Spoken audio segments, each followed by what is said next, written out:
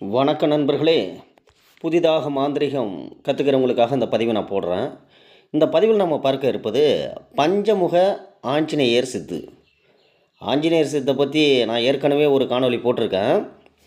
ஆனாலும் இந்த பஞ்சமுக ஆஞ்சநேயர் சித்து மறுபடியும் நான் போடுறேன்னா இதுக்குன்னு ஒரு தனி மகத்துவம் உண்டு. ஆஞ்சநேயர் என்றாலே மிகப்பெரிய மகத்துவம். ஏன்னா சித்தர்கள் எல்லா சித்தர்களும் இந்த ஆஞ்சநேயரை பற்றி சொல்லியிருக்காங்க. இந்த ஆகாய மார்க்கமாக தோன்றுவது, மறைவது, கண்டமிட்டு கண்டம் செல்வது, இப்படிப்பட்ட வேலைகள்லாம் சித்தர்களே ஆஞ்சநேயர் சித்த எடுத்து வச்சு தான் பண்ணியிருக்காங்க.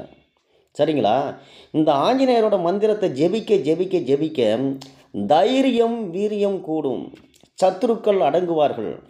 எப்படியாப்பட்ட மந்திரவாதி உங்களுக்கு எதிராக செயல்பட்டாலும் அந்த மந்திரவாதியினுடைய மந்திரத்தை கட்ட முடியும். இந்த ஆஞ்சநேயரோட சித்து பொதுவாகவே ஆஞ்சநேயரோட சித்து யார் எடுத்து வச்சுருக்காங்களோ அவங்கள கண்ட மாத்திரத்திலேயே பேய் பிசாசுகள் பில்லி சூன்ய ஏவல்கள் எல்லாம் தெரிச்சு ஓடிடும். எப்படியாப்பட்ட மந்திரக்கட்டையும் உங்களால் உடைக்க முடியும். அப்படிப்பட்ட ஒரு சித்து தான் ஆஞ்சநேயர் சித்து. அதுலேயும் பஞ்சமுக ஆஞ்சநேயர் என்பது தனி சிறப்பு உண்டு.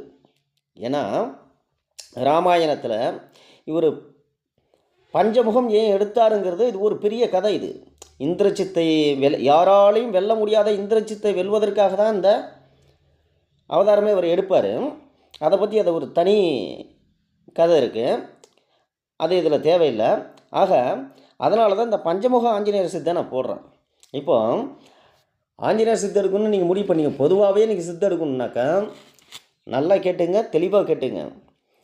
இவங்கெல்லாம் சிறு தெய்வங்கள் கிடையாது. இந்த ஆஞ்சநேயர் என்பது சிவனுடைய ருத்ராவதாரம். இவருடைய அவதாரத்தெல்லாம் நீங்கள் சித்து எடுக்கும்போது கண்டிப்பாக உடற்கட்டு சித்தி செய்திருக்க வேண்டும். உடற்கட்டு எந்திரம் எழுதி அதை 21 நாட்கள் சித்து செய்து அது நீங்கள் இடையில் இணைந்திருக்கிறது சிறப்பு.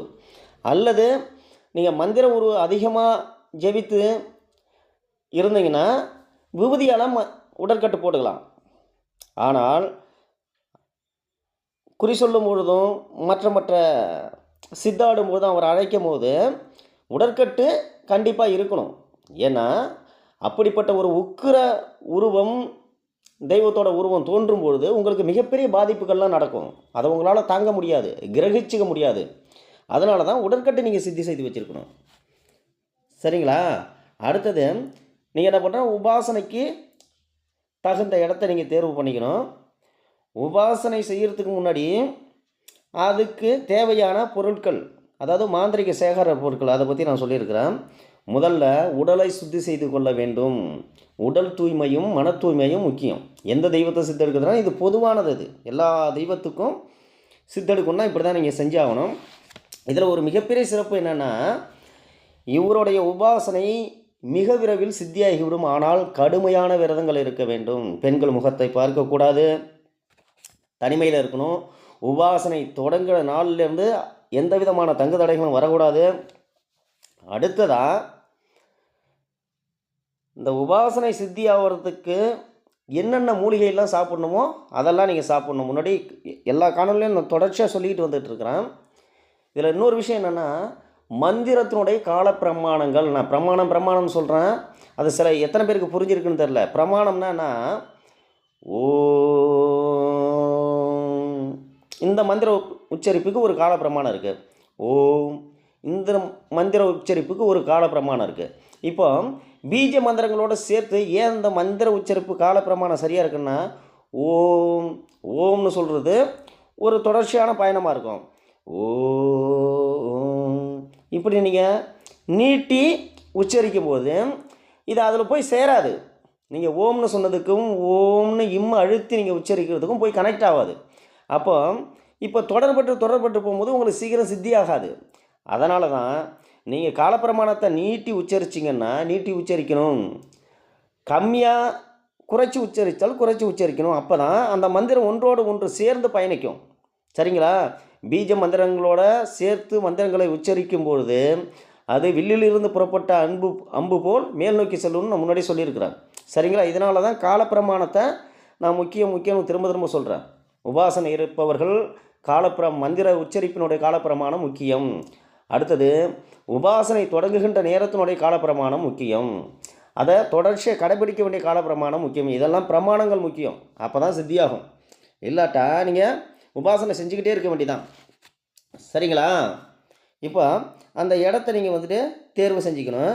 உபாசனை தொடங்குகிற நாள் அமாவாசையோ அல்லது பௌர்ணமியாக இருந்தால் சிறப்பு.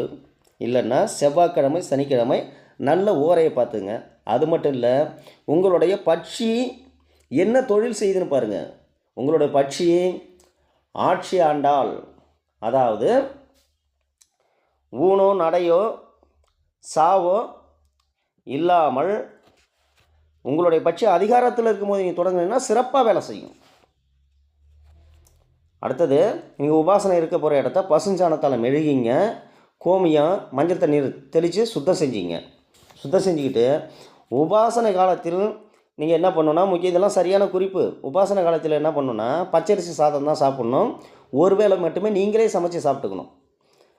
இதுக்கு எல்லாத்தோட ஒரு சிறப்பான விஷயம் என்னென்னா, வெறும் பாலும் பழமும் மட்டும் நீங்கள் அருந்தி உபாசனை செய்தால் மிக சிறப்பு, மிக விரைவில் சித்தியாகும். சரிங்களா? அடுத்தது, நீங்கள் இரவில் படுத்து உறங்கும்பொழுது பச்சை மட்டையின், அதாவது தென்னை மட்டை இருக்குது பார்த்தீங்களா, அதில் முடைஞ்சு தான், முடையாமல் படுத்தா உறுத்தும், முடைஞ்சி நீங்கள் படுத்து உறங்கணும். ஏன்னா உடல் வந்துட்டு உபாசனை இருக்கும் பொழுது கடுமையான வெப்பமாகும். இதனால் உடல்நல பாதிப்புகள் வரும். நீங்கள் தொடர முடியாது அதை. அதனால் அல்லது வெள்ளை துணி, வெள்ளை விரிப்பிலையோ அல்லது பச்சை மட்டையிலையோ தான் நீங்கள் படுத்து உறங்க வேண்டும். அடுத்தது, மனதை ஒருநிலைப்படுத்த வேண்டும். எந்த தெய்வத்தை நீங்கள் உபாசிக்கிறீங்களோ அந்த தெய்வத்தினுடைய உருவத்தை, அதுக்கு பெரிய விநியாசம் நான் முன்னாடியே சொல்லியிருக்கேன் எல்லாத்தையுமே. இது எல்லாமே பொதுவான உபாசன முறைகள். அடுத்தது, இந்த பஞ்சமுக ஆஞ்சநேயரை நீங்கள் உபாசனை செய்கிறதுக்கு முன்னாடி என்ன பண்ணணுன்னா, விநாயகர் கோயிலுக்கு போயிட்டு ஒரு பூஜை பண்ணுங்கள். வழிபட்டுட்டு ஸ்ரீராமர் கோயிலுக்கு போயிட்டு சங்கல்பம் பண்ணுங்க. சீதாராம லட்சுமணர்கிட்ட போய் சங்கல்பம் பண்ணி, நான் ஆஞ்சநேயரை சித்து எடுக்கிறேன், நல்ல காரியத்துக்காக தான் பயன்படுத்துகிறேன், எனக்கு வந்துட்டு ஆஞ்சநேயரோட சித்து கிடைக்கிறதுக்கு நீங்கள் அருள் புரியணும் அப்படின்னு சொல்லிவிட்டு சங்கல்பம் பண்ணிட்டு வந்துட்டு அப்புறம் என்ன பண்ணுறீங்கன்னா, ஆஞ்சநேயருக்கு வடமாலை சாற்றுங்க. சாற்றி வழிபட்டுட்டு அஞ்சனாதேவியினுடைய பூஜையை நீங்கள் பண்ணணும். அடுத்தது என்ன பண்ணுறீங்கன்னா, இந்த பூஜையெல்லாம் உபாசனை இதெல்லாம் ஒரு முதல்ல செய்ய வேண்டிய தொடக்க கால வழிமுறைகள். அடுத்தது என்ன பண்ணுறீங்கன்னா, 6க்கு 6 செப்பு தகடு எடுத்துங்க. அந்த தகட்டில் நான் காட்டியிருக்க எந்திரத்தை முறைப்படி சாபனை பருத்தி பண்ணி, சுத்தி பண்ணி, சாபனை பருத்தி பண்ணி, பிராண பிரதிஷ்டை பண்ணி அதை எழுதிங்க. எழுதி ஒரு பீடத்தில் வச்சுருங்க. அபிஷேகம் பண்ணிங்க. அபிஷேகம் பண்ணிக்கிட்டு பொட்டுப்பூ சுட்டிங்க. அதாவது சர்வதேவதாவசியமாக 8 இடத்துல வைங்க. 8 இடத்துல வச்சுட்டு அங்கே ஒரு பீடத்தில் வச்சுருங்க. பீடத்தில் வச்சுட்டு என்ன பண்ணுறீங்கன்னா, விநாயகர் பூஜை, சீதா ராமலட்சுமண பூஜை, அடுத்தது திரும்ப அஞ்சனாதேவி பூஜை, அடுத்ததாக இந்த பிராண பிரதிஷ்டை பண்ணி வச்சுருக்கீங்களா எந்திரத்துக்கு பூஜை பண்ணிவிட்டு அதுக்கப்புறம் தான் நீங்கள் உபாசனையை தொடங்கணும். தொடங்குகிற நேரம் சரியான நேரமாக இருக்கணும். சரிங்களா? இதுதான். இது இப்போ நான் கொடுத்துருக்க பாருங்க மந்திரம். இந்த மந்திரம் தான் மூல மந்திரம். இந்த மூல மந்திரத்தை நீங்கள் 1008 உரு விகிதம் 21 நாட்கள் ஜெபித்தால் சித்தியாகும். துல்லியமாக 21 நாளுக்கு முன்னாடியே சித்தி ஆகிடும். ஏன்னா இந்த மந்திரங்கள் வந்துட்டு மிகவும் சக்தி வாய்ந்தது. உங்களோட மன ஆற்றல் வலுப்பெற்றுக்கிட்டே போகும். மற்ற மந்திரங்களை ஜெபிக்கும் பொழுது நீங்கள் ஒருநிலைப்படுத்துறது சிரமமாக இருந்தாலும், ஆஞ்சநேயரோட மந்திரங்களை நீங்கள் ஜெபிக்கும் பொழுது மனது ஒருநிலைப்படும், ஒன்றிவிடும். ஏன்னா இவர் ராமபக்தர். சரிங்களா? அப்போது இவரே யோக நிலையில் இருக்கக்கூடியவர் தான். ராமநாமம் எங்கே ஒலிக்குதோ அங்கே மறந்து ஜெபம் பண்ண ஆரம்பிச்சிடுவார். இவர் ராமநாமத்தை துதிக்க ஆரம்பிச்சிடுவார். அப்படிப்பட்டவர். அதனால் மனது சீக்கிரம் ஒடுங்கி விடும் உங்களுக்கு. இப்போ மூல மந்திரத்தை சொல்கிறோம் பாருங்கள். ஓம் ஹங் அனுமதி ருத்ராத் மகாய ஹும்பட். இதுதான் அந்த மந்திரம். நல்லா பார்த்து திரும்பவும் அந்த மந்திரத்தை சொல்கிறேன். ஓம் ஹங் அனுமதி ருத்ராத் மகாய ஹும்பட். இதுதான் அந்த மந்திரம். இந்த மந்திரத்தை நான் எழுத்து வடிவிலையும் கொடுத்துருக்குறேன்.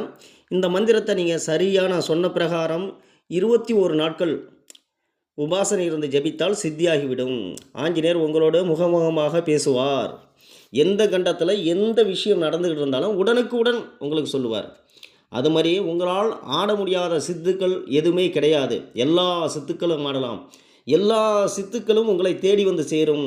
இந்த அனுமன் மந்திரத்தை ஜெபிக்க ஜெபிக்க அட்டமா சித்திகளும் உங்களை தேடி வந்து சேரும். இதை செய்து பயன்பெறுங்கள். அடுத்தடுத்த காணொளியில் நாம் சந்திப்போம். நன்றி, வணக்கம்.